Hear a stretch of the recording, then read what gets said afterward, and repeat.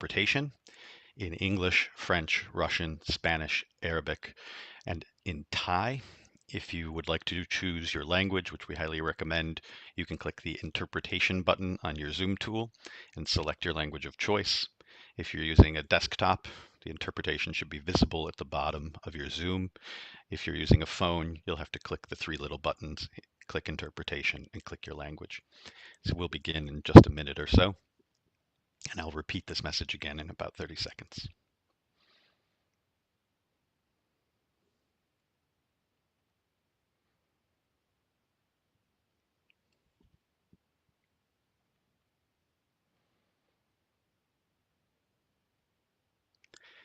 Good morning, good afternoon, good evening, everyone. You are in the right place. This is the ITUC webinar, Fight for Democracy, Winning Rights with Migrant and Platform Workers. We will be starting in about 30 seconds. In the meantime, we have simultaneous interpretation into English, French, Russian, Spanish, Arabic, and Thai. We would ask that you please use this time now to select your preferred language. Interpretation button is on the bottom of your screen if you're using a computer, or you'll have to click the three little dots, click interpretation, and click your language of choice if you're using a phone or an iPad. And we'll begin in just a minute.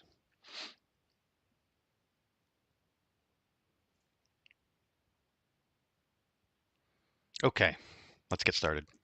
Again, welcome everybody. My name is Todd Brogan. I'm the Director of Campaigns and Organizing for the International Trade Union Confederation, the ITUC.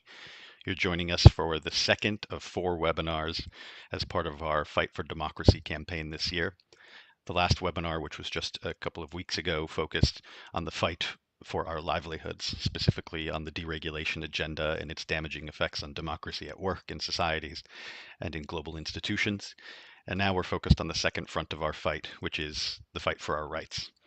Because when workers fight for their rights, whether that's through collective bargaining and organizing, whether that's through legislative campaigns to change labor law in their countries, or whether that's in global institutions like the ILO, they're advancing democracy. And likewise, when we fight for democracy, we're fighting to ensure that workers have the space to actually exercise these rights. So this is all part of the ITUC's Global Fight for Democracy campaign, and this campaign has been focused for the last couple of years on articulating a workers' vision for democracy, a global workers' vision for democracy that represents how workers view democracy, where we think it needs to be expanded, especially in the workplace, and where we think it needs to be defended in our countries and in international institutions, because workers know that democracy is the only way that we can exercise our right to organize, our right to strike, our right to collective bargaining, and so many more rights that we hold dear. Today, we're going to really focus on the fight for our rights. And what that means is we're going to focus on the groups that are really at the front of this fight, the ones who enjoy the fundamental and universal rights that all workers have the least. And that's migrant workers and platform workers. And there's a reason we're focusing on these together and right now. Next month next month in May at the United Nations, we'll have the International Migration Review Forum. My colleague Iram will tell us a little bit about that. But this is a culminating meeting of a lot of work over several years to advance the rights of migrant workers. And then immediately after that, in Geneva, in Switzerland, we will have the International Labor Conference. And the ILC this year has a very important step in the standard setting process related to platform work. So my colleague Monica is going to tell us a little bit about that process and where we're at and what we need to do. A reminder that this is a global webinar and it's public, so it's being live streamed. And the unions you'll hear from today and the union organizers and leaders you'll hear from today are those that are really working on the front line of this fight. So later we'll have a panel. We'll hear from Jyotika Sharma and Jonathan Cook, Jyotika from Fiji and Jonathan from Australia, about how unions are working together across borders to ensure migrant workers are organized, belong in unions, and have their rights respected in the process of migrating for work and labor.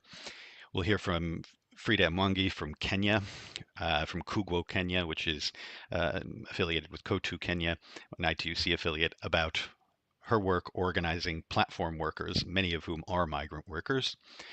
We'll also hear from Mohammed Al-Arada from KTUF, an ITUC affiliate in Kuwait, about a recent victory they had on occupational health and safety for delivery riders.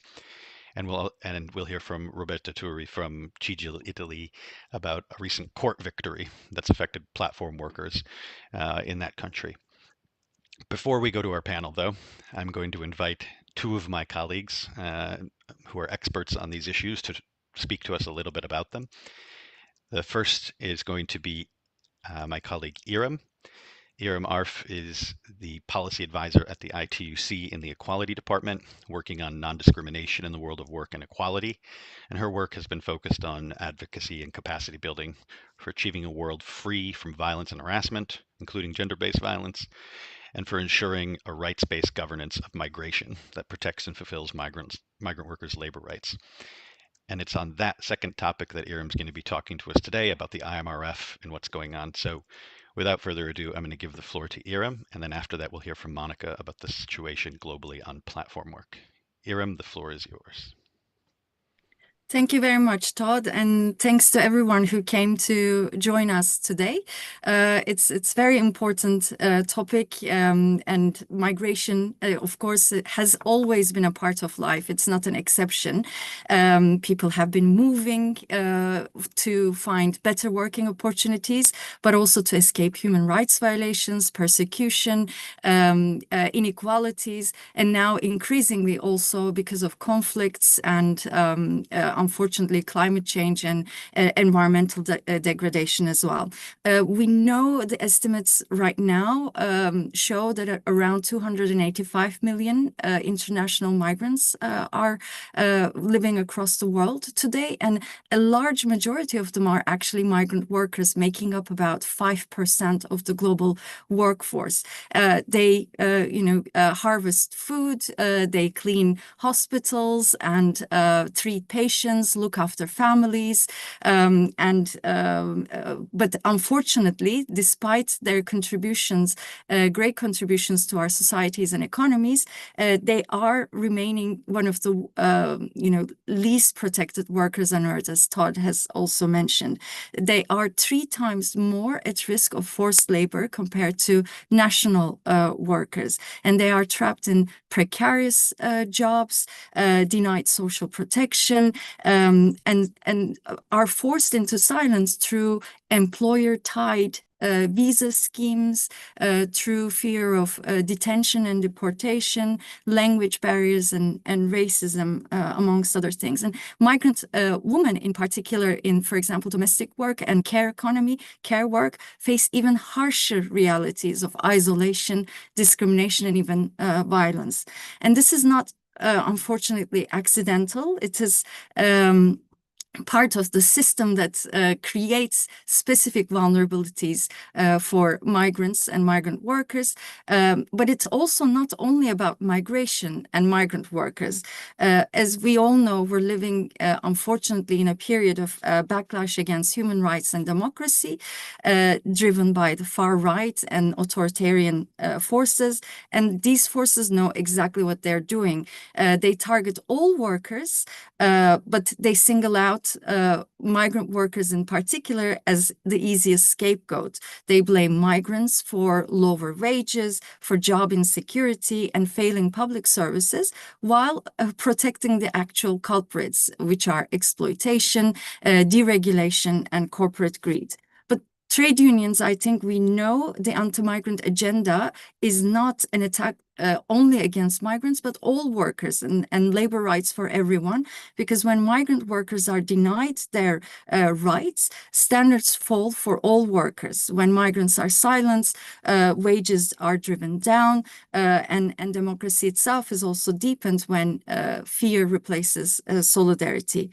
And this brings me to the big meeting that Todd had mentioned that will take place in about 2 weeks in New York at the UN headquarters. It's the International Migration Review Forum. This will be the second one. The first one had taken place 4 years ago.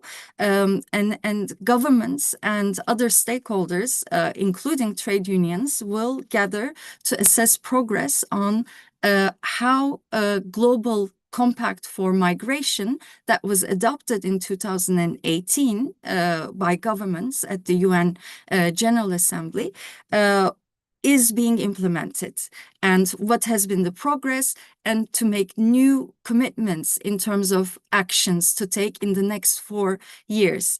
At a time when multilateralism is under pressure, this meeting is important and it matters. It gives us an opportunity to bring trade union demands for migration to be centered around decent work and international labor standards, and our calls for a rights-based governance on migration.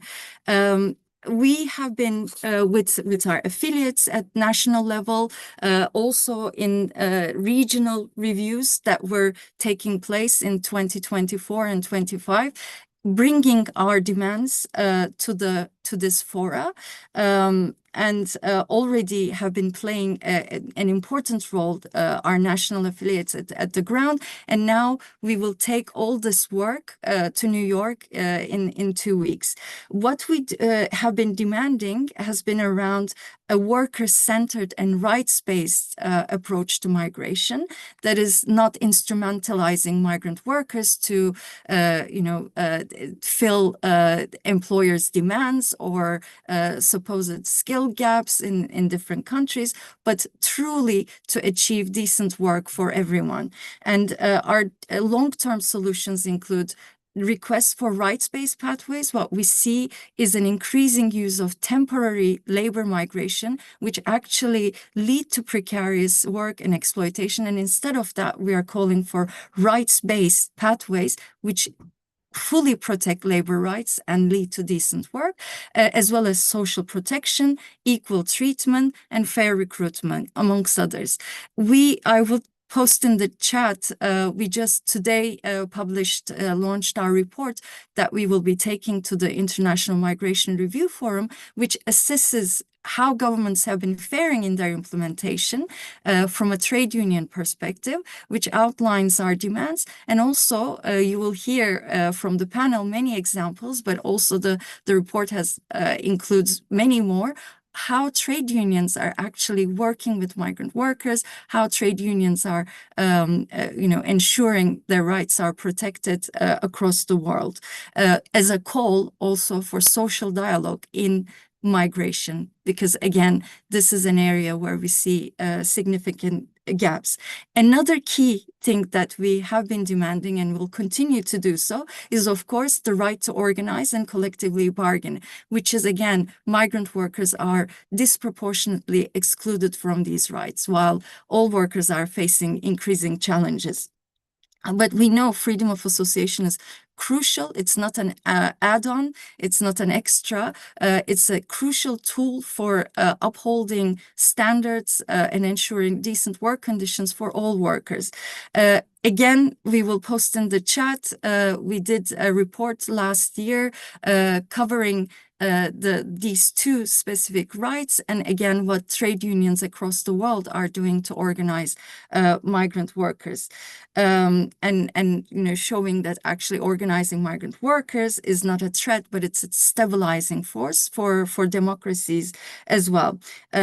We have been advocating around these issues vis-a-vis national governments with trade union affiliates, as well as in New York with UN permanent missions, both for ensuring that these labor rights are center of the discussions in New York in the next 2 weeks, but also are included in the outcome document that governments are negotiating, which will be endorsed at the end of the International Migration Review Forum.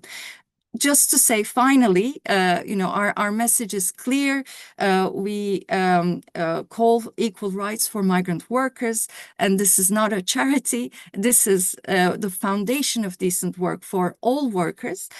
We, of course, call for solidarity across borders, and it is not a slogan, but it is a strategy.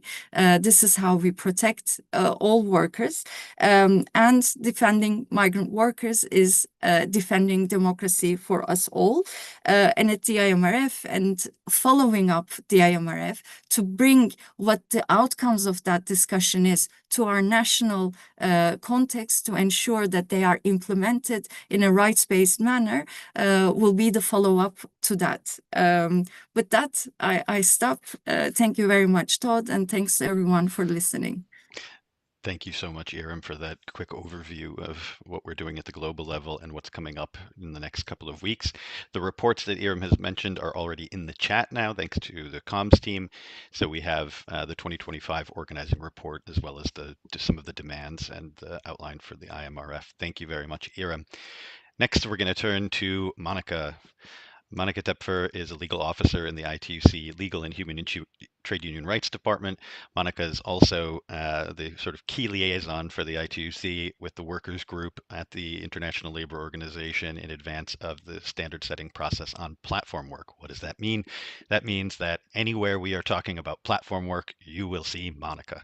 So Monica, tell us what's going on and what's coming up at the ILC. Muchas gracias, Todd. Es un placer estar en este webinar. Y bueno, efectivamente estamos muy cerca de esta fecha tan importante que es en la conferencia de junio de este año en la OIT, la Organización Internacional del Trabajo. Pero por ahí un poco, para quienes siguen el proceso, estarán seguramente muy informados, pero quizás es bueno que hagamos un repaso. Hace varios años, y esto lo saben ustedes porque es la lucha que están haciendo muchos de ustedes, venimos peleando por el reconocimiento de los derechos de los trabajadores de plataforma. A nivel nacional, en cada uno de sus países, se han venido organizando, demandando una legislación que los reconozca primero como trabajadores y además, por supuesto, en muchos casos que tienen la relación de empleo y una serie de derechos que llevan. Esta es una lucha que viene a nivel nacional hace muchos años, pero que también llega a el foro internacional, sobre todo en la OIT, que es la Casa del Mundo del Trabajo a nivel internacional. Y en el 2000, luego de varias discusiones en la OIT, donde fue muy difícil, porque ustedes también saben muy bien cómo las plataformas en cada uno de sus países vienen tratando de evitar que haya regulaciones, pero en la OIT ya en el 2023 se tomó una decisión que fue fundamental, que es que la OIT regule el trabajo en plataformas. Y cuando se regula en la OIT se refiere a dar derechos y protección a los trabajadores de plataforma. Y esa decisión se tomó en el 2023, que la OIT debía regular, pero no se dejó abierto a la conferencia del año pasado, en junio del año pasado, de qué forma la OIT regula a nivel global el trabajo en plataformas y protege a los trabajadores de plataforma a nivel global. Nosotros en la CCI, junto con todo el apoyo de las afiliadas y de las organizaciones de la sociedad civil, teníamos clara la meta. La forma de regular a nivel global es a través de un convenio internacional, un instrumento vinculante que obliga a los estados a reconocer una serie de derechos que identificábamos como prioritarios.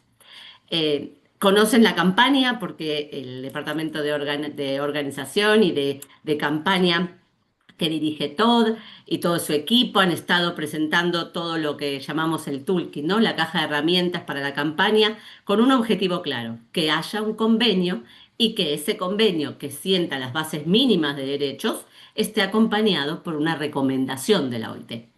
Así que la campaña empezó el año pasado, hace 2 años en realidad, muy fuerte. Y el año pasado tuvimos el primer debate, la primera discusión en la OIT. Quiero decirles también que este es un proceso normativo, porque estamos construyendo un instrumento internacional, con lo cual había que seguir una serie de reglas, de procesos de la OIT, y creo que todos debemos sentirnos muy orgullosos porque hemos roto el récord histórico de la OIT de cuestionarios enviados por los sindicatos. Y eso ha sido todo un trabajo de ustedes. Así que muchísimas gracias porque tenemos que estar muy orgullosos de cómo nos hemos coordinado, cómo nos hemos organizado para lograr llegar a junio del año pasado con este objetivo claro. Y se logró. Se logró el año pasado que haya una mayoría de gobiernos apoyando un convenio y una recomendación. Se logró el año pasado que este convenio, como bien pedíamos, protegiera a todos los trabajadores de plataforma, sector formal, sector informal, por supuesto incluidos los trabajadores migrantes, y después me detengo 2 minutos en eso, que cubriera a todas las plataformas, no solo las localizadas, o sea, no solo de transporte, no solo de delivery, sino también las online, las plataformas que brindan cuidados, las de trabajo doméstico, todas las plataformas que organizan el trabajo. Se logró una definición de trabajo de plataforma, se logró una definición de trabajador de plataforma, se logró una definición sobre los pagos y las remuneraciones, los salarios, se logró una definición del rol de los intermediarios, que es un tema clave también cuando hablamos de la situación de los trabajadores migrantes y el rol de los intermediarios. Y se logró por primera vez en la OIT una definición y el reconocimiento del derecho al acceso a la información sobre el impacto de los algoritmos en las condiciones de trabajo y en el acceso al trabajo, también muy relevante para el trabajo, para este tema de trabajadores migrantes. Pero nada está escrito en piedra, porque esto tiene que estar todo aprobado, más otras prioridades, que hay muchas más, en junio de este año. Y va a ser un debate durísimo.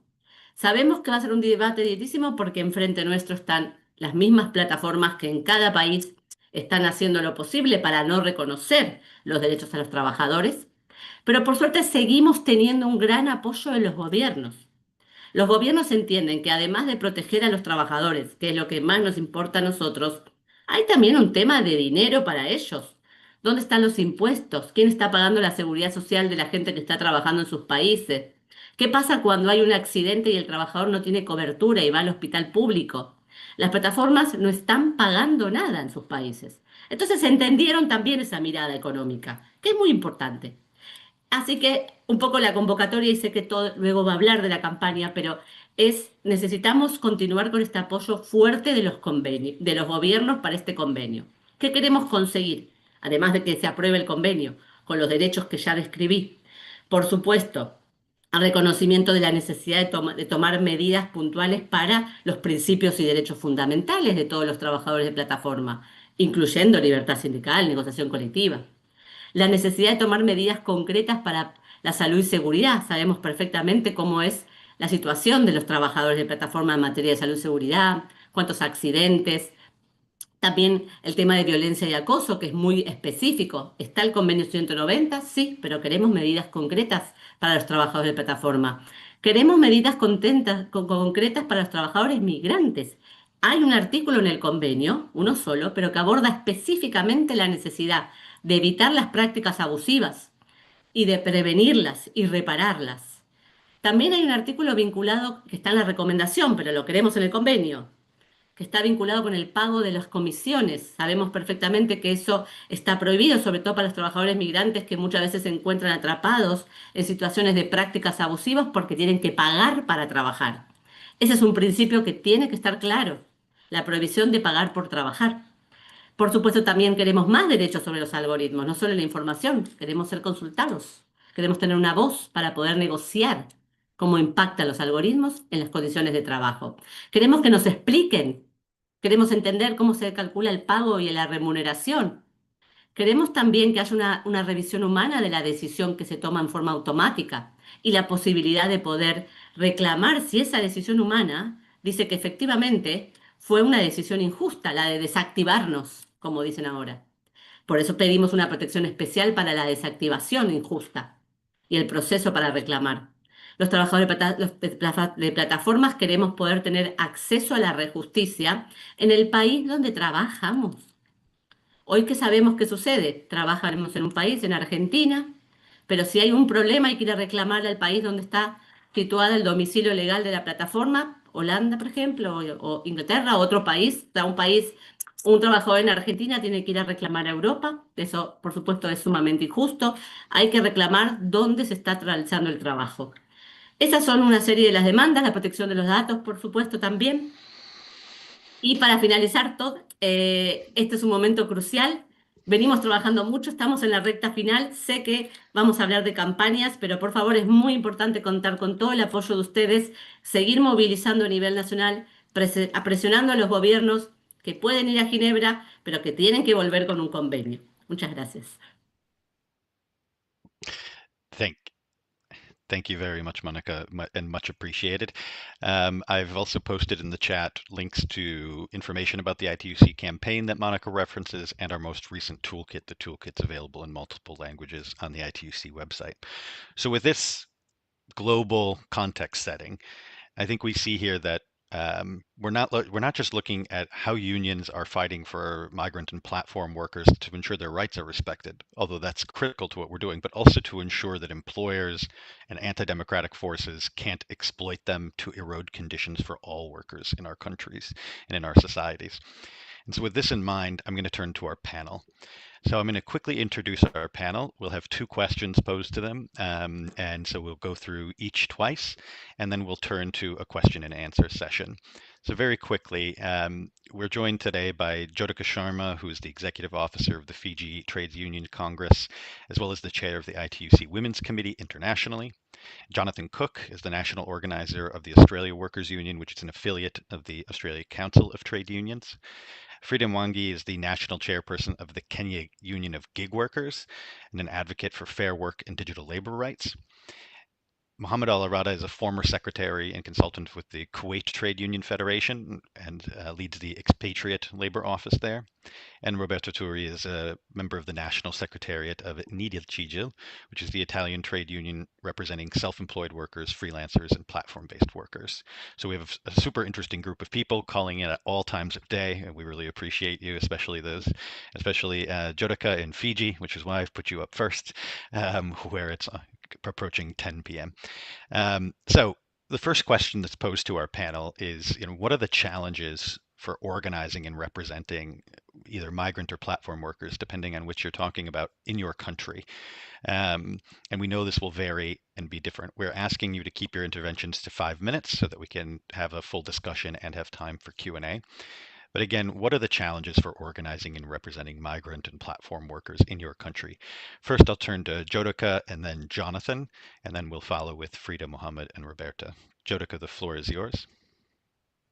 Thank you very much, Todd, and good morning, good afternoon, and good evening to colleagues from around the world. It's a pleasure to see some familiar faces as well today, and I'm very much happy to share with you the work that we in FTUC do regarding migrant workers, assisting migrant workers to join unions. So in terms of the first part of the question, the challenges that we face, of course, organizing itself is a very challenging task for unions. It is a test of union solidarity, of union power. And in the Fijian context, we had to scramble around for resources and for ability to be able to organize workers who were coming into our country as migrant workers, and also those that were going out of our country to work in Australia and New Zealand. So the FTUC campaigned with a government. Thanks to a friendly government in the last 3 years, we were able to campaign hard for unions to be included in the pre-departure training process. Previously, we were not part of the pre-departure process, but we lobbied hard with the government to make sure that unions were included as stakeholders in the pre-departure training processes, which last now for 2 weeks. And the FTUC has a training slot together with our partner unions in the pre-departure process. So that was one of the biggest challenges, that we had to be able to get closer to the workers that were leaving our country to work in Australia and New Zealand under 2 schemes, which is the Pacific Labour Mobility Scheme in Australia and the RSC scheme in New Zealand. Also, when the ministry launched the call for workers or for citizens to join or show interest that they wanted to go and work in Australia and New Zealand as part of these schemes, there was a huge demand. There was a huge public demand, but one of the conditions that the government put was that you had to be unemployed. So you had to be unemployed and not employed in a particular industry. We did not want to lose workers who were already skilled and working in particular sectors. So many workers or many citizens were in between jobs, or declared that they were in between jobs, and there was about 40,000 plus of them who registered to become part of the database from which employers would choose whom they want to come and work in Australia and New Zealand. So at the moment, we have reduced the number to 10,000 only in the database due to many of them being recruited and many of them not fulfilling the conditions that were sent by the government for them to qualify to go and work abroad. And just because they needed to be unemployed prior to joining or expressing their interest, the workers did not have, or the citizens did not have adequate rights in terms of workplaces. They did not experience workplaces before they joined to go and work abroad. And also in terms of what does an employment contract contain? What should be in the employment contract, how it protects workers, if they should be able to go and ask for advice before signing a contract. That was one of the things that we found out when we were trying to get them to join the union. They had no prior experience about the workplace. They did not even see a contract before. And when they were given some documents to sign, they readily signed because they were so eager to leave the country and go and work abroad. And which was something difficult for us as unions because we also needed a copy of the union of the employment contract.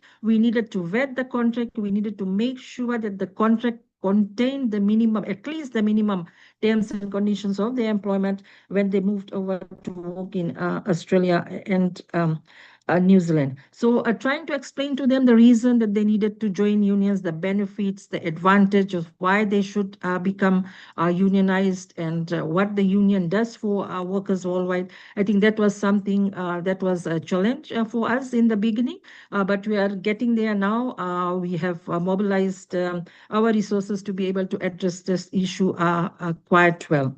But overall, we saw that there was a reluctance to join unions. The workers themselves feared that their employer would not be happy or satisfied with them if they become union members. They also thought that their jobs would be taken away from them. And because these are short term, if we say 9 months to 4 years work placements abroad, they wanted to rejoin. So they wanted to be reselected. And that is one of the reasons they said that if I join the union, I might not be reselected to go and work again under this scheme. So we had to look at ways on how we try to address this issue, how we could tell them that it is their right.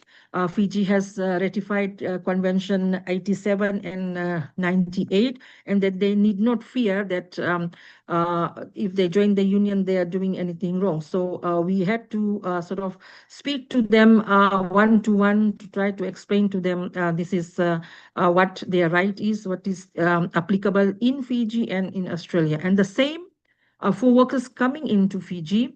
They feared that if they join unions, they would be sent back or they would not be allowed to continue their employment. So we had to also speak to them that this is the right in Fiji. Any worker, whether it's a migrant worker, part-time, expatriate, is classified as a worker under the minimum labor legislation. So we had to try to convince them that a worker is defined under the labor law and all minimum terms and conditions of employment is applicable to them.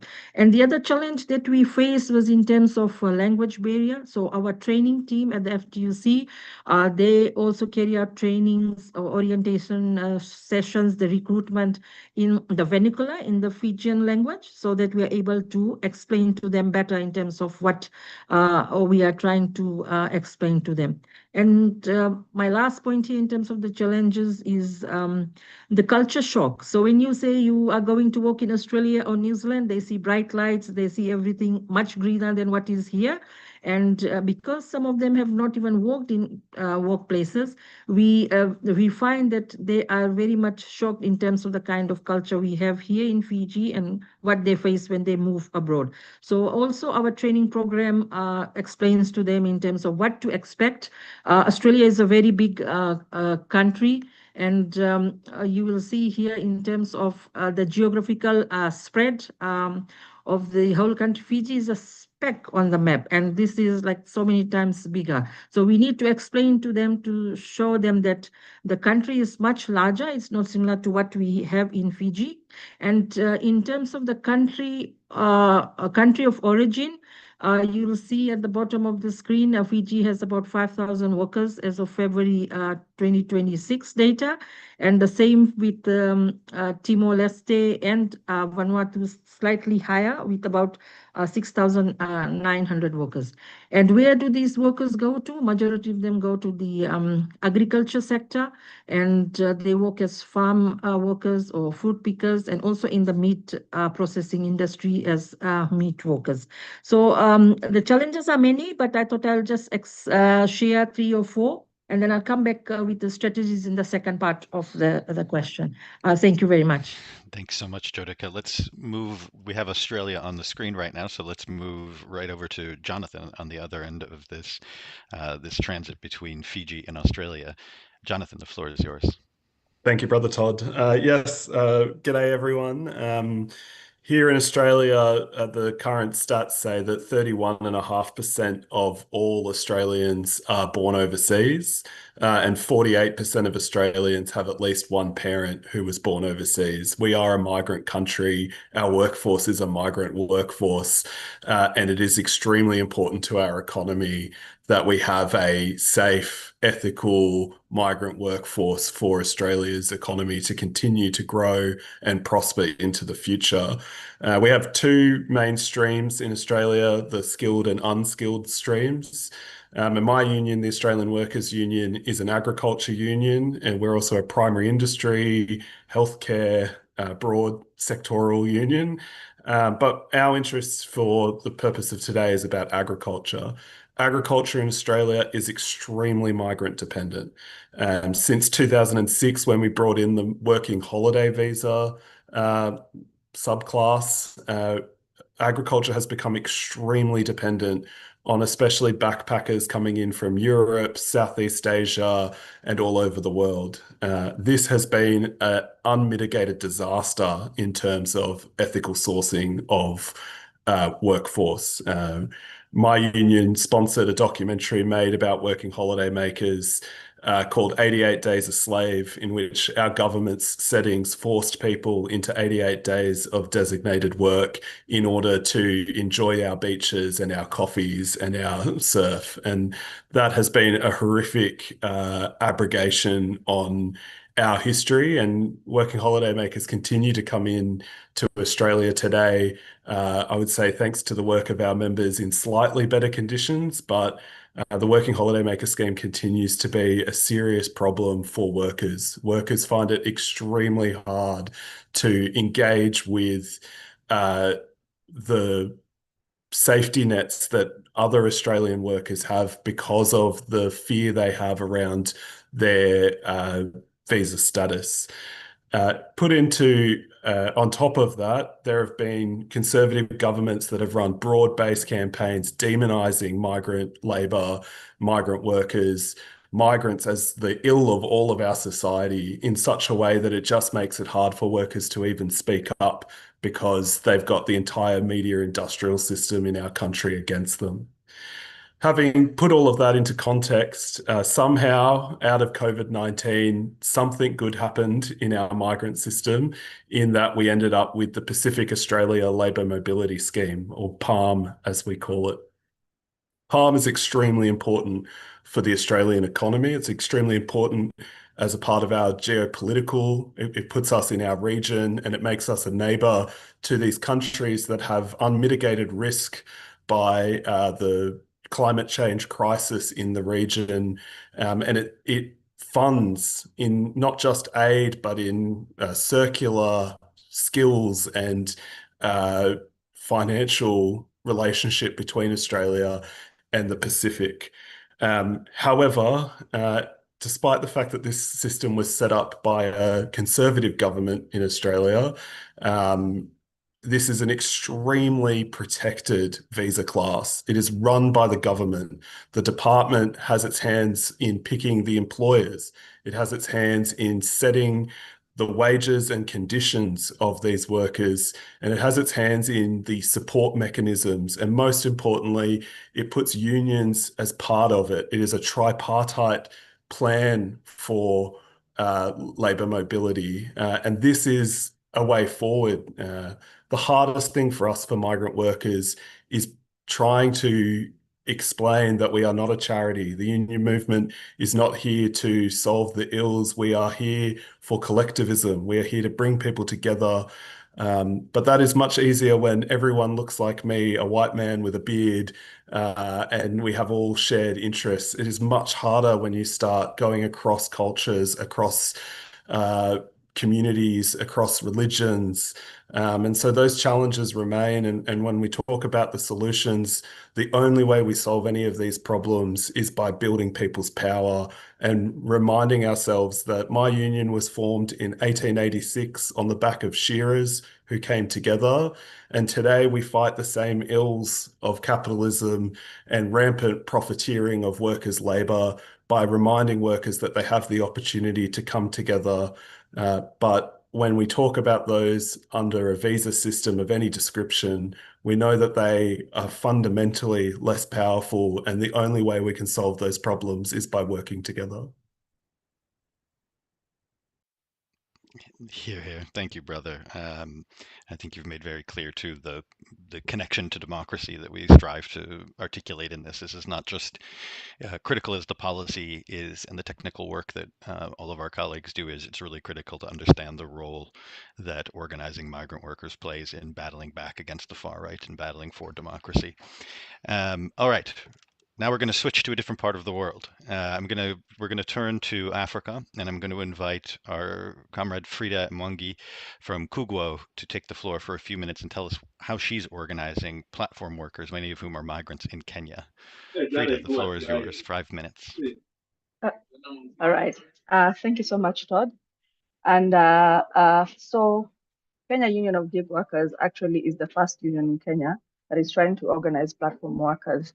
And the main challenge for us really is getting into a space that was, and when you're thinking about the architecture of it, is that unions are built for formal organizing, employer-employee relationship. And this has totally been disrupted when you think about platform workers. So the platform economy or gig economy in Kenya, which both is like seen as an low entry barrier for both Kenyans and migrants and even refugees, is very, very fragmented. It is designed to be in such a way that you feel like you're an individual, and people never really think about coming together and having a collective. So that has been a big challenge because when you think about traditional unions, where people have a common goal or they have a common employer who's maybe exploiting them, and then they come together and decide to fight for their rights, our economy or the platform economy has been designed in such a way that someone who's freelancing and someone who's Uber driving needs to be educated or power has to be built so that they understand that they have some similarities regardless of the sectors that they are working on. So similarities like the fact that there is misclassification, algorithm management, and all those issues. So and then when you think about also the financing part, where most other traditional unions, maybe money is deducted directly from your employer, if you've gotten to a point where you are recognized as the representatives of the workers. Ours, it has to be, when it's voluntary, so you have to build power first. You have to let people know that the union, if there's a space where you have to really show people that the union is not a third party, that they have to really participate and come together and speak about their issues, I think it's in the platform economy. So those are the challenges that we're facing, whereby you are already legally mandated to represent workers. But then what does that look like when workers are not even recognized by government as workers? Meaning that platforms can use these loopholes and say, but who are you representing? And yet we have independent contractors, we have partners, we don't have workers. So then it becomes like a big challenge in terms of starting, what exactly do you need to start with? Is it the legal recognition? Is it the algorithm management?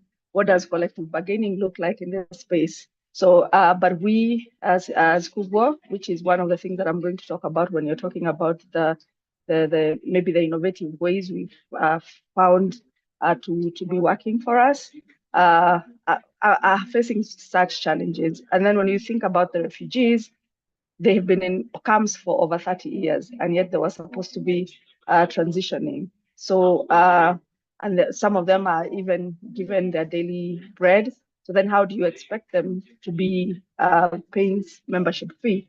But then, I mean, I think the one thing that we have all agreed is that what we have is numbers. We can leverage that and find a way forward when it comes to the platform economy in Kenya. Thank you, Todd. Thank you so much, sister. Very much appreciated, and I'm really looking forward to the innovations discussion next. All right, we're going to move now a little bit north of Kenya. We're going to go to Kuwait, to our brother Mohammed Al Arada from KTUF, where there's, my understanding, has been a recent victory in occupational safety and health. Mohammed, the floor is yours for 5 minutes. شكرا أخي كود، وشكرا لكافة المشاركين. حبيت أسأل بس العرض موجود على الشاشة؟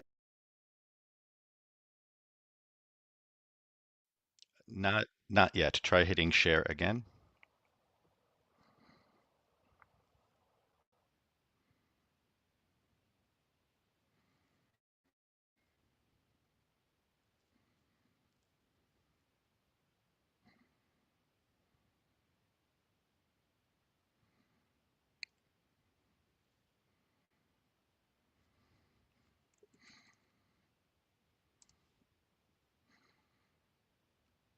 No, I still don't see it. It was working earlier. Let me see. If this doesn't work, I have a copy of your slides and I will pull them up in just 1 second.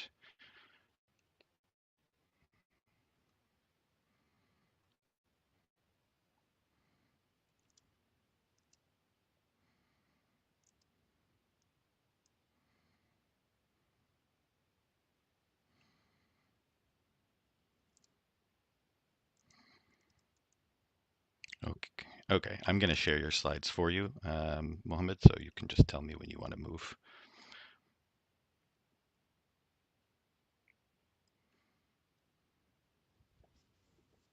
Okay, please proceed.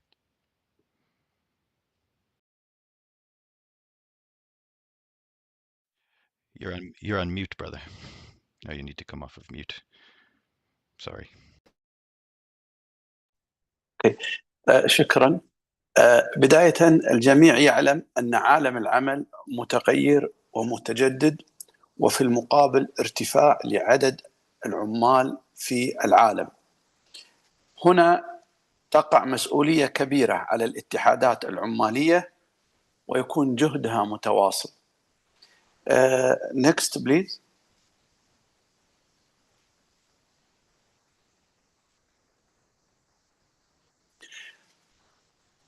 أوكي، لدي في الكويت 2719 شركة توصيل لعمال المنصات.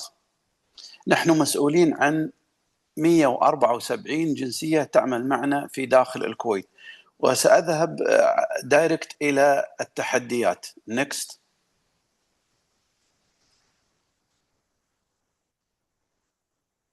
No, next. No. أول تحدي أمامنا هو ضعف الدخل وعدم استقراره لعمال المنصات. ثاني تحدي هو غياب الحقوق الوظيفية. Please, next. لدينا ساعات عمل طويلة وضغط مستمر. 4 التحكم الخوارزمي وهو من أهم التحديات. Next. 5 هو مخاطر العمل والسلامة التي تواجه العاملين في المنصات. 6 تحمل التكاليف التشغيلية، وهذه التكاليف تقلل من صافي الأرباح بشكل كبير. Next. 7 المنافسة العالية وعدم الاستقرار الوظيفي. 8 ضعف التمثيل والحماية القانونية، هذا يشكل صعوبة حصول العمال على حقوقهم في الحوادث والمنازعات. Next. 9 المخاطر المرورية العالية. 10 الظروف المناخية القاسية، هذا يزيد من الإجهاد البدني وخطر الجفاف والإصابات على العمال. Next. 11 نظام التعاقد غير المباشر. وتحدي رقم 12 هو ضغط السرعة وزيادة الطلب، بحيث يكون العامل خلال 30 دقيقة يوصل الطلب، بالتالي يكون عليه أخطاء قد يقع فيها. 13 ارتفاع تكاليف المعيشة مقابل الدخل البسيط لعمال المنصات الرقمية. 14 المنافسة الكبيرة بين العمال. وآخر نقطة هي ضغط التعامل مع العملاء، وهذا يسبب الضغط النفسي المستمر. في الاتحاد العام next.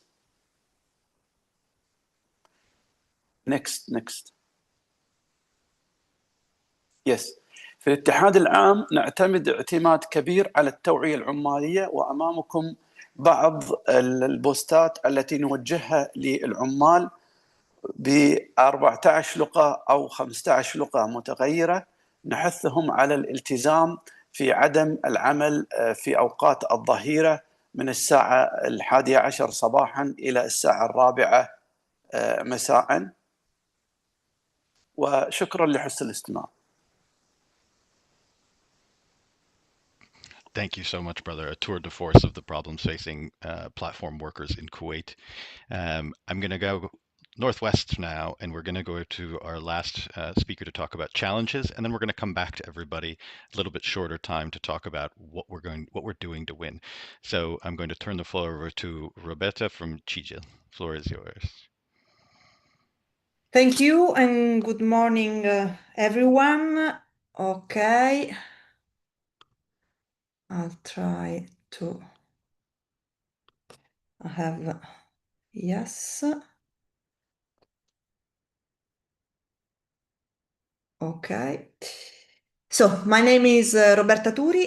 I'm a National Secretary of NIDIL CGIL, which is the Italian trade union for atypical and freelance workers, part of the CGIL Confederation. Today, I want to share with you what we have learned in years of fighting for platform workers in Italy, and why we believe this fight is at its core a fight for democracy. So, NIDIL CGIL was founded in 1998 to represent workers who fall outside the traditional employment categories. So, platform workers are at the heart of our work today. In the food delivery sector, we deal with two major platforms, which are Glovo and Deliveroo. And these companies employ, or rather claim not to employ, tens of thousands of workers across Italy. Many of them are migrants working in precarious conditions that leave them highly vulnerable to exploitation. So let me give you a picture of the sector. Italy has approximately 40,000 active food delivery riders. Only around 3,000 of them, those working for Just Eat, that is another platform, have standard employment contracts with the rights that entails. All the others are classified as autonomous workers. More than half of those riders are migrants, predominantly from South Asian communities like Pakistan, Bangladesh, Afghanistan, and many are in precarious immigration situations, which makes them even more vulnerable and less likely to speak up or organize. So, the challenges we face come from two directions simultaneously. Organizing riders is extremely difficult. They work in isolation, they rotate constantly, and many fear that joining a union could cost them their account, their livelihood. Language is a real barrier, but representing them is just as hard. Platforms hide behind algorithmic systems to avoid accountability, and they deliberately misclassify workers to strip them of every right. For migrant riders, the threat of losing their visa is used, sometimes explicitly, as a tool of control. So, which is our strategy?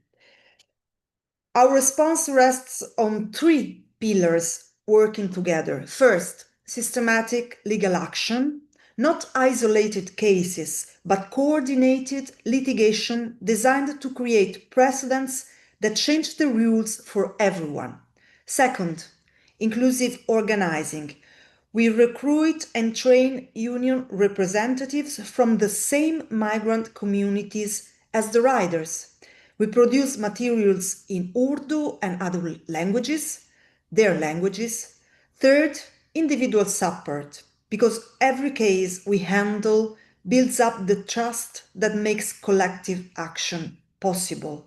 None of these pillars works alone. Our litigation has not focused on a single issue.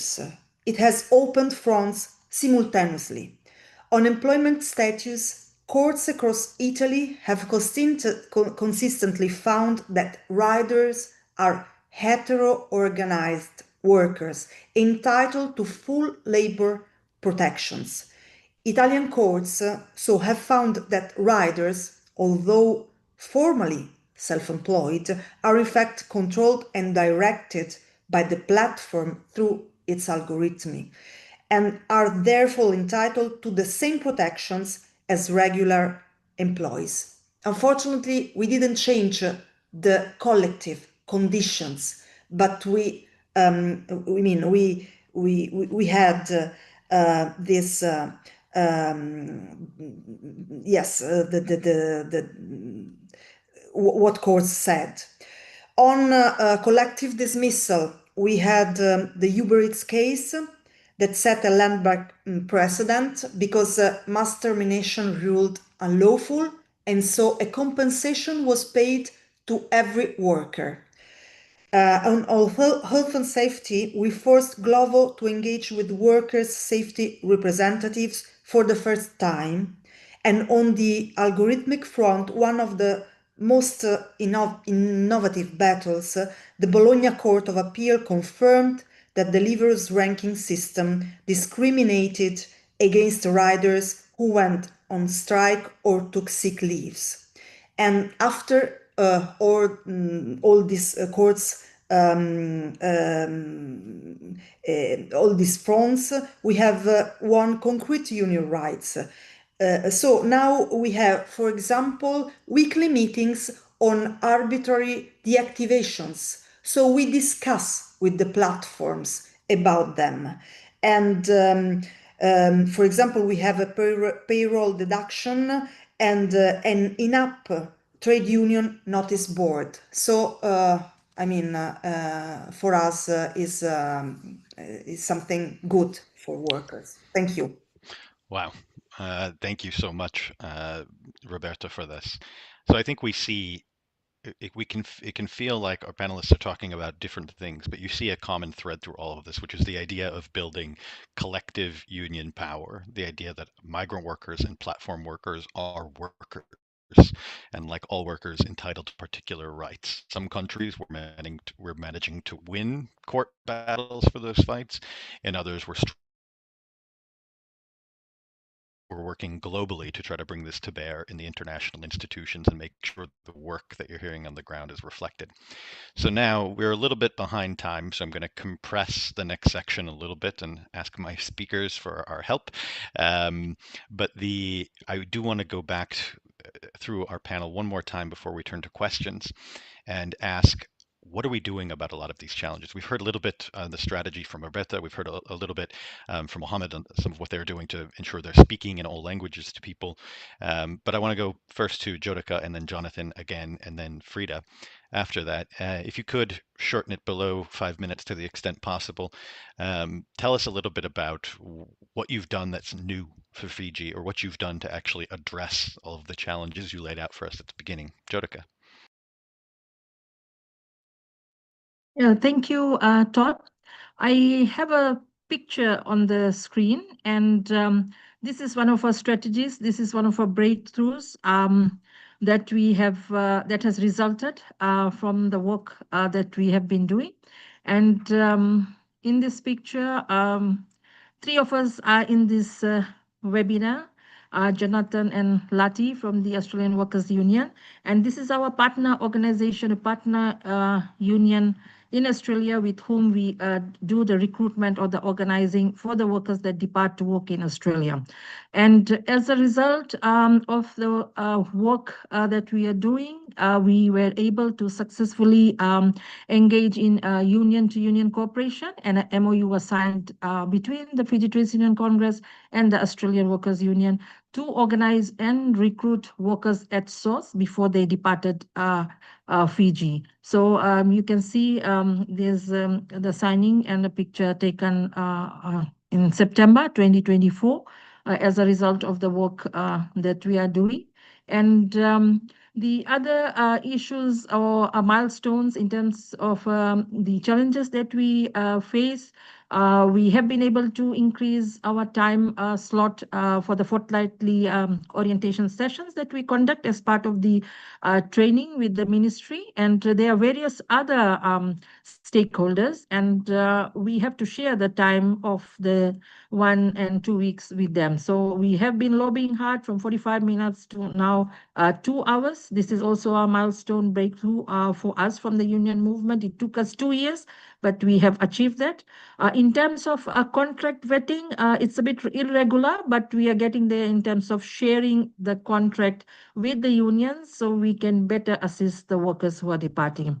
Also, a labor migration policy is being developed, and the FTUC has been invited to be a part of the review process. So that's a positive step forward.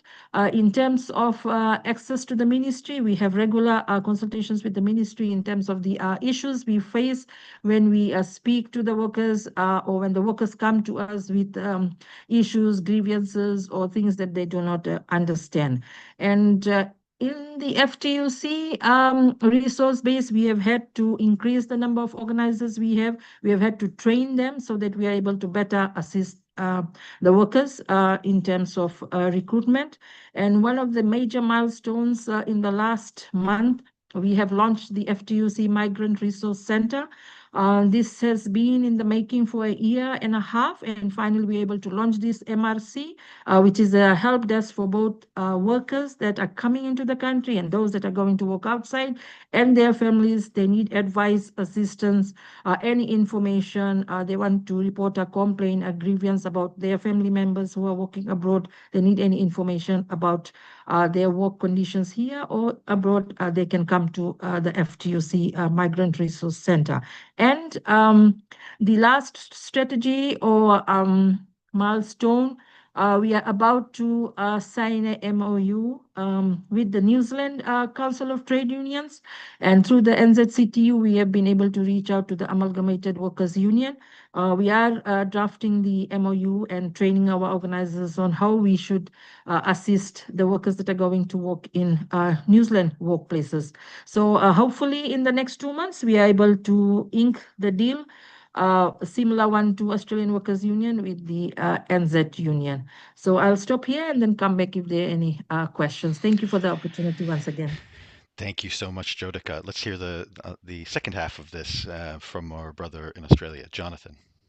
Thank you, Brother Todd. Yeah, I mean, first one is working with Fiji. I think Joti has covered that off. But I would just say Lati Letagaga is on the line. She is an organizer with me, and prior to coming to Australia, she was a union organizer and secretary in Fiji for the factory workers over there.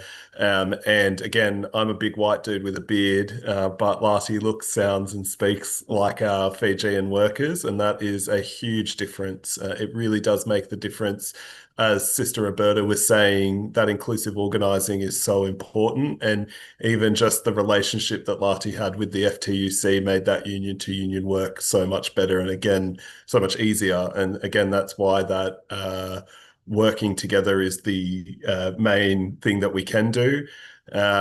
Not to rehash on all of that, I'll just mention two other things the AW is working on in this space. First of all, looking at broad-based tripartite campaigning for these workers. Political power is as important as union power for migrant workers. So one of the ones the AW is working on is a campaign called Superpower the Pacific, which is about getting workers money that should be going towards their retirement back into their bank accounts when they leave Australia. So they're making as much money as possible when they do come and work here. That helps the Pacific.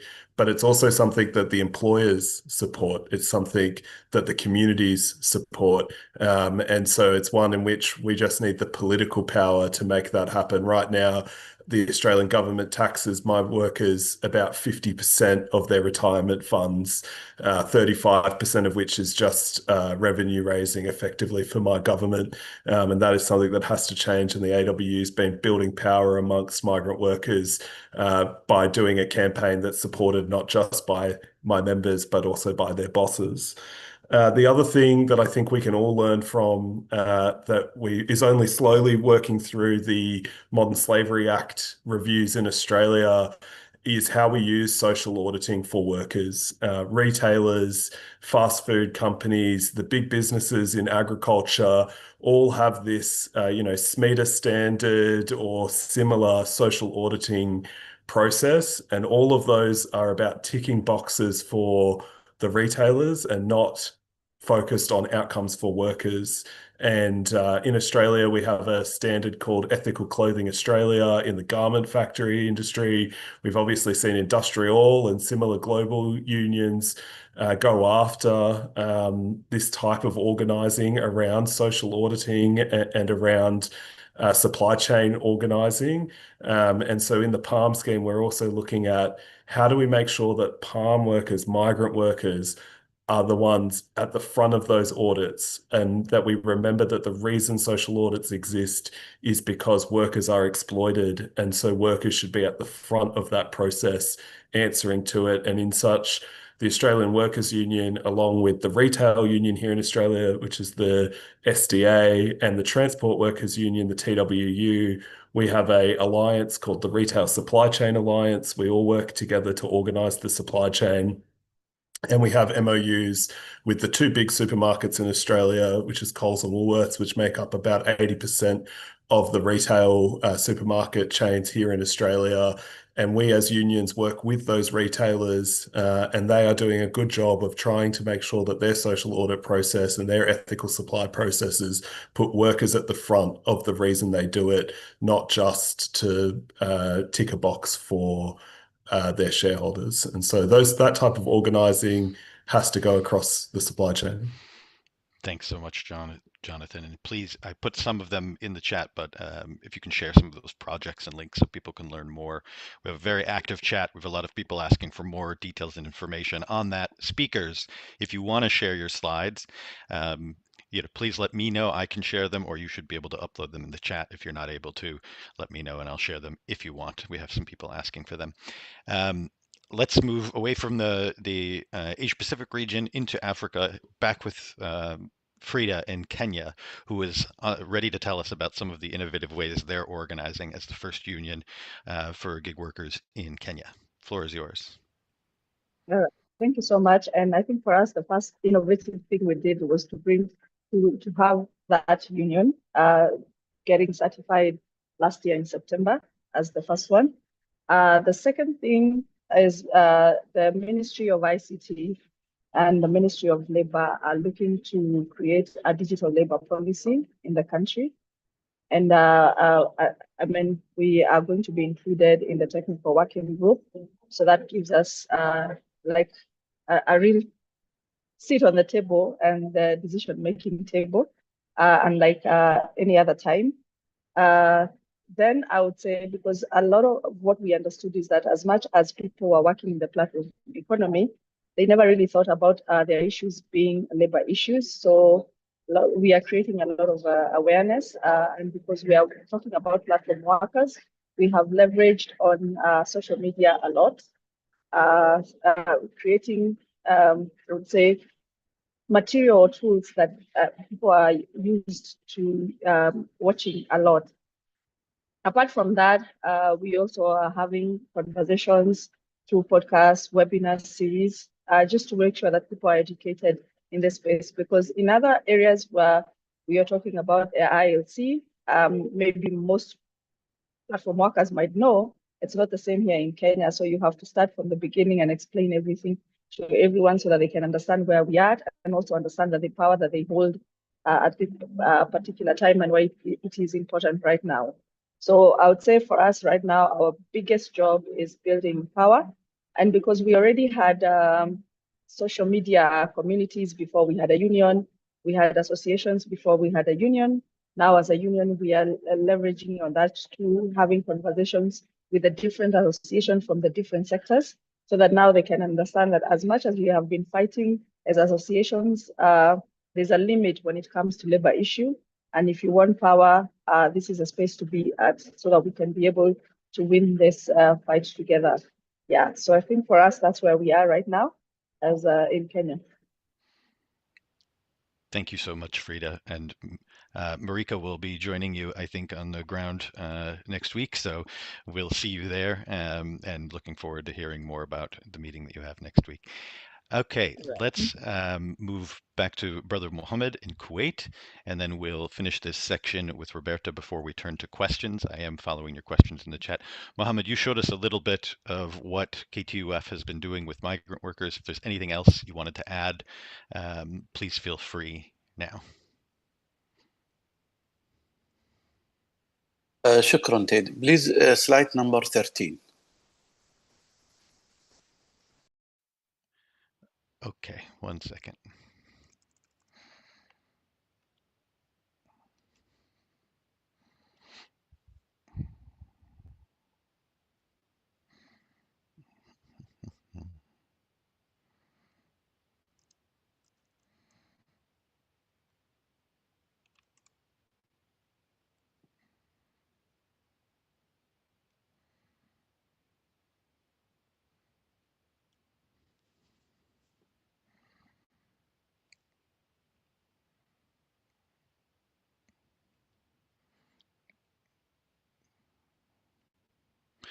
We should have it up. Let me try again.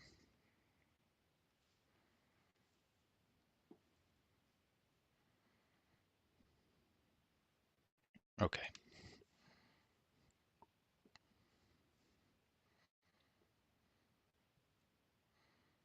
Okay, Mohammed, it should be visible now. You're on mute.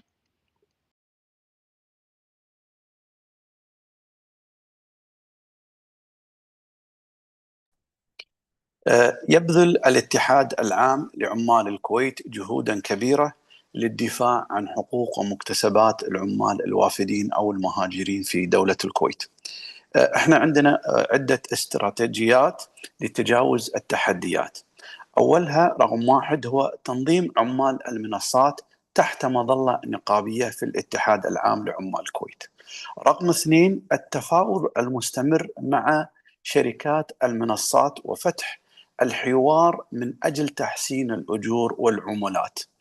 رقم 3 استخدام التكنولوجيا لصالح العمال من خلال إنشاء مجموعات رقمية للتنظيم أو منصات للتواصل مع العمال وتبادل الشكاوي، وأيضا حملات للتوعية. Next please.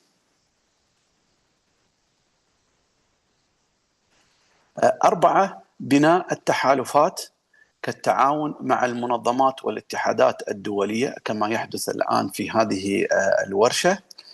أيضا لدينا التعاون مع الاتحادات في الدول المرسلة للنقابات.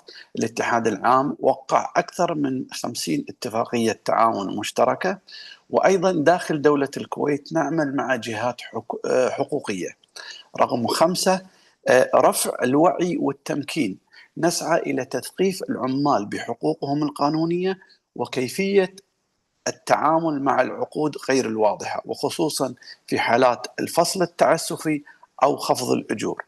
رقم 6، نسعى إلى تحسين شروط العمل من خلال رفع الحد الأدنى للأجور وتقليل نسبة العمولة لعمال المنصات. 6 بليز نيكست. رقم 7 هو دعم خطوط للعمال من خلال تأسيس الاتحاد العام لعمال الكويت وحدة المساعدة القانونية لتقديم الاستشارات القانونية مجانيا، وأيضا وحدة الاستشارات النفسية لهؤلاء العمال. Next. أبرز إنجازاتنا في الاتحاد العام لعمال الكويت كما ترون أمامكم هو القرار الوزاري رقم 535 الذي منع العمال في العمل أوقات الظهيرة في الأماكن المكشوفة، ومن ضمنها عمال توصيل المنصات للطلبات. هذا القرار هو قرار إنساني وإحنا أشدنا به كثيرا في كافة المحافل. وأيضا القرار اللي في الجهة اليسرى، سبب صدور هذا القرار هو أتانا مطر شديد في دولة الكويت قبل تقريبا شهر، فاضطر العمال المنصات لتوصيل الطلبات للعمل تحت المطر، فكان نسبة الماء ترتفع إلى تقريبا نصف العامل. فالهيئة العامة الجهة الحكومية أصدرت تعميم بوقف العمل خلال الظروف المطرية القوية. Next. أيضا أبرز تحدياتنا وإنجازاتنا هو إدخال قضايا العمالة الحديثة ضمن العمل النقابي. وسعنا في التمثيل لهذه الفئات من خلال تأسيس 21 رابطة عمالية للعمال الوافدين والمهاجرين داخل دولة الكويت تعمل تحت مظلة الاتحاد. ورقم 2، الدفاع عن الحقوق العمالية بشكل عام. الاتحاد دائما يعمل على حماية الحقوق المهنية والمعيشية، وهذه الجهود تنعكس بالإيجابية على عمال المنصات. رقم 3 next please. وهذا المطلب رقم 3 هو جدا مهم، وهو المطالبة في إصلاح سوق العمل. أبرز مطالبنا كاتحاد عام لعمال الكويت هو إلقاء نظام الكفيل لما له تأثير سلبي على العمالة الوافدة، والأخذ بمبادرة الاتحاد العام لعمال الكويت لإنشاء المنصة الرقمية للعمالة الوافدة أو المهاجرة. لا كفيل بعد اليوم، نسعى إلى ذلك. هذا الملف مهم جدا لعمال المنصات. رقم 4، تمثيل العمال دوليا وتعزيز صوتهم. مشاركتنا في الاتحاد العام في كافة المشاركات المنظمات الدولية والاتحادات العربية يعزز من حقوق العمال المنصات. 5، وهو جدا مهم، نشر الثقافة العمالية والتدريب. أطلقنا عدة برامج لتدريب العمال ونظمنا العديد من الورش لرفع الوعي للعمال في معرفة حقوقهم، وهذا أيضا مهم لعمال المنصات الذين غالبا ما يفتقرون للوعي القانوني. أنا أريد أن أختم مداخلتي. على الرغم من أن تطبيقات التوصيل يوفر مرونة وسهولة لدخول سوق العمل، إلا أنه يعاني من مشكلات رئيسية وجوهرية، هي ضعف الأجور وغياب الحماية الاجتماعية وضغط العمل وعدم الاستقرار. هذه التحديات تجعل هذا النوع من العمل في كثير من الحالات غير مستدام كمصدر دخل طويل الأمد. هذا يجعل وظيفة توصيل الطلبات في الكويت مرهقة وخطرة نسبيا رغم الطلب العالي عليها. وشكرا.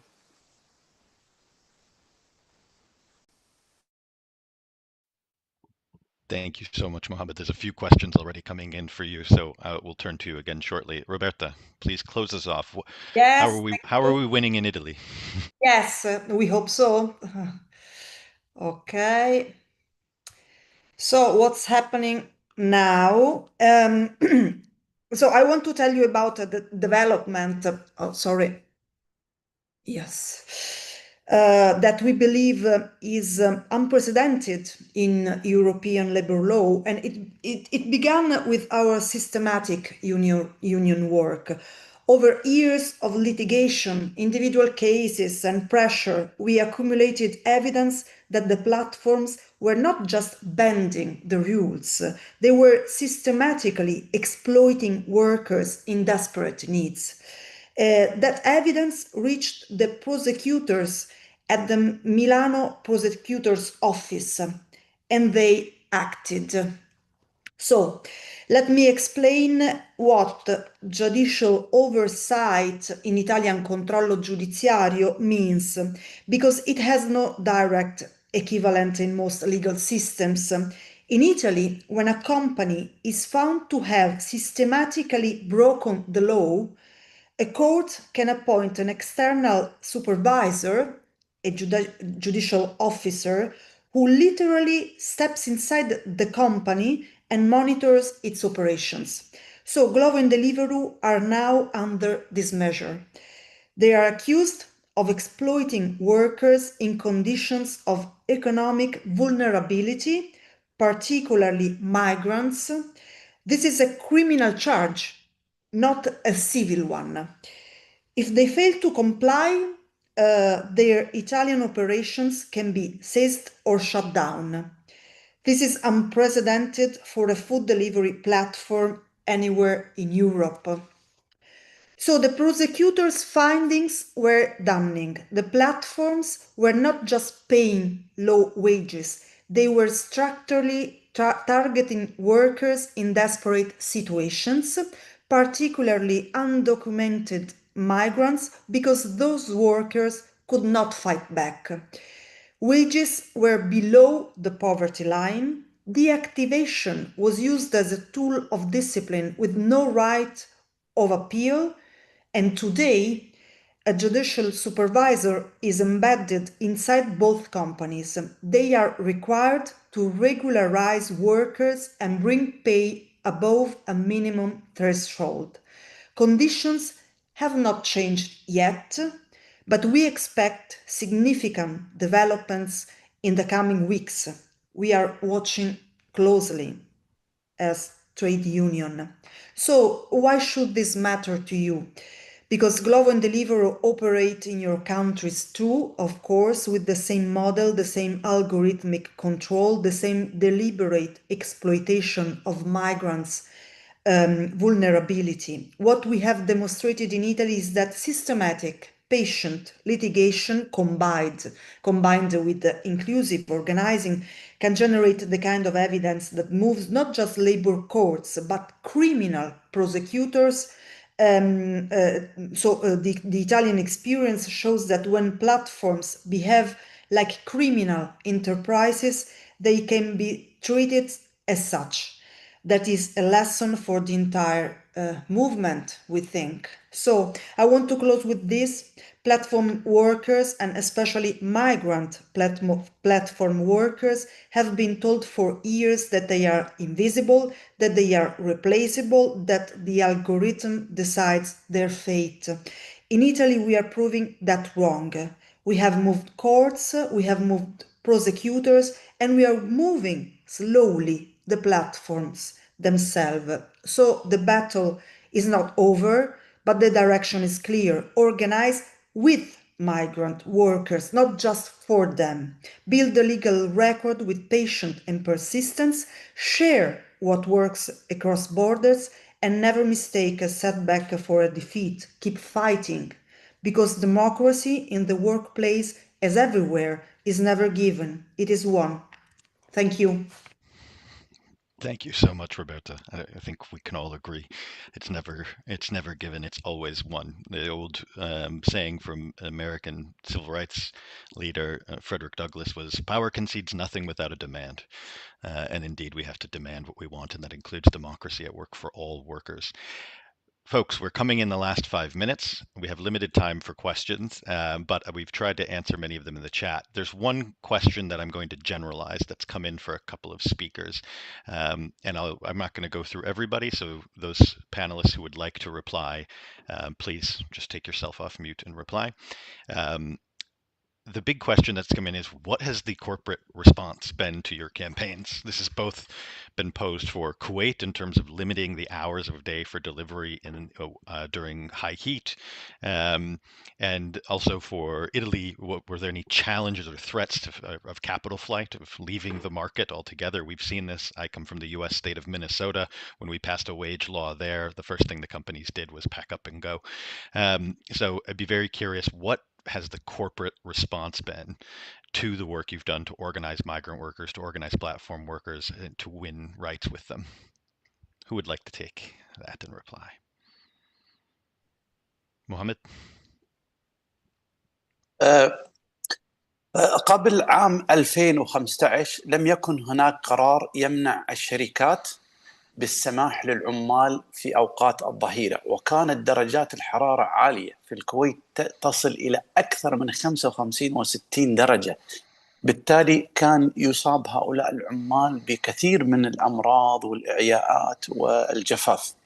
لكن في عام 2015 لما صدر هذا القرار نظم العملية، وكانت أيضا الجهة الحكومية تراقب هذه الشركات وتسجل عليهم المخالفات في حال يعني فرض العمل على العمال في هذه الأوقات.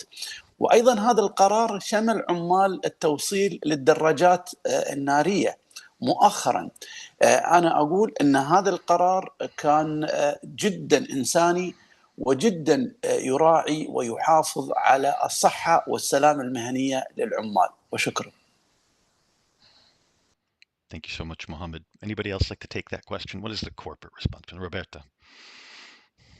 Well, they try to resist, but of course they are afraid of the legal actions. For example, we did a lot of litigation about health and safety, even about the hot weather. For example, during the summer in Italy, we made pressure on the regional institutions.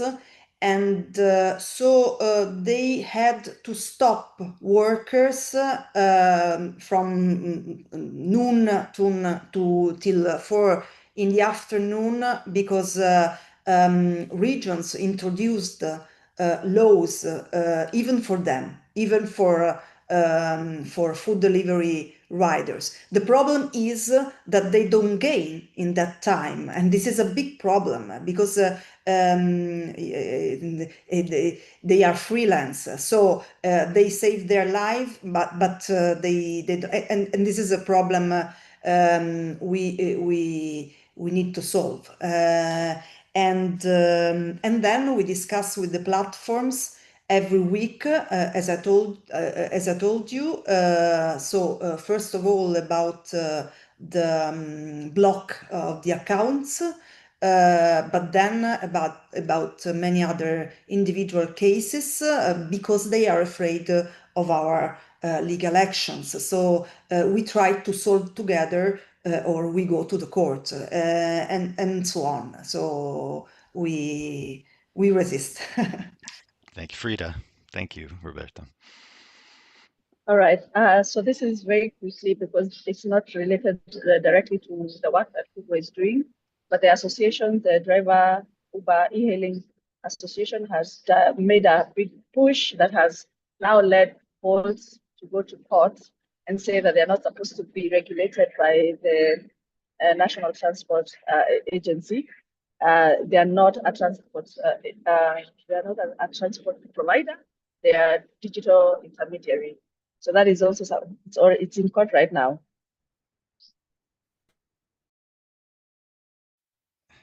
That's a very familiar claim, Frida. We often hear about platform companies that they are not employers, and yet they are represented at the ILO by the employers group. So, Monica, I'm going to ask you to close us off here because we're at time. If people want to get in and people want to fight for the ILO Convention on Platform Work and to support platform riders, what can they do right now?